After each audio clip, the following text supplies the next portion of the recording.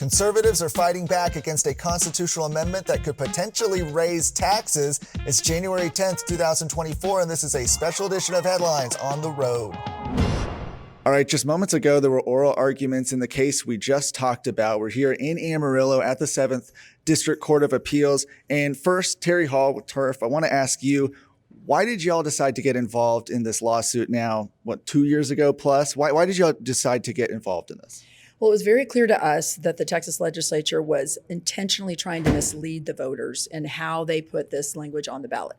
In 2011, this exact measure came before the voters, and it was rejected by voters because it involves ad valorem tax rate increases. So whenever you're going to increase someone's property tax, obviously that is, way up here on priorities for voters. So when they come fast forward 10 years forward to 2021, they try again to put this on the ballot, but they leave out and omit only the phrase that notices and tells the voters, informs the voters that they are going to have tax rate increases, property tax increases to back the bonds that these counties want to do. So when that's so obvious, blatantly obvious that they are trying to mislead the voters in order to get it through and get it passed, and then come back to us after we have these 40-year bond debts on these transportation reinvestment zones crop up all over the state. It's too late. This is the only vote the voters got. They don't get to vote once the counties engage in or actually create a transportation reinvestment zone. It'll be too late. So we're asking the courts to review this, because if they can get away with deceptive ballot language on this constitutional amendment for transportation reinvestment zones, they're going to do it on every election, because this will set a precedent that they can get away with doing these kind of tricks. In fact, Senator Bob Hall tried to put an amendment on the floor and ask the Senate to restore that original 2011 language into the 2021 language. And the Senate voted it down.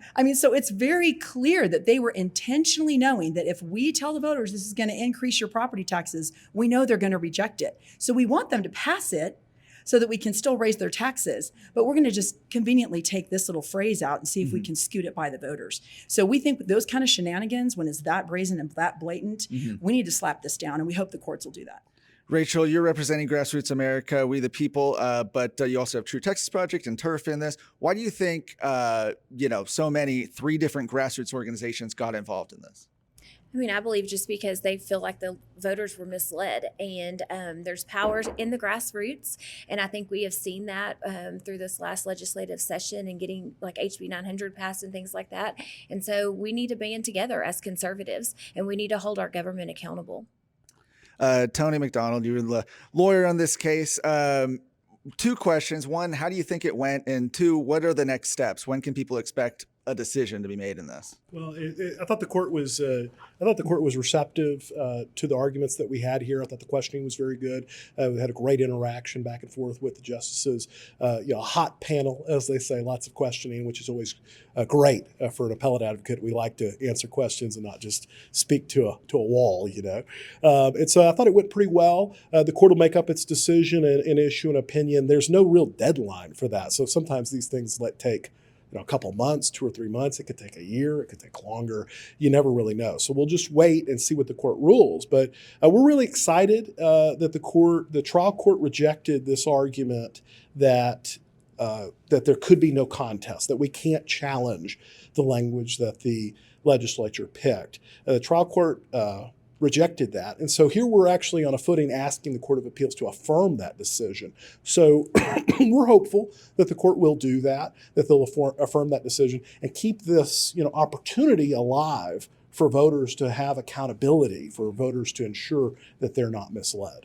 Awesome. Thank y'all. Good luck.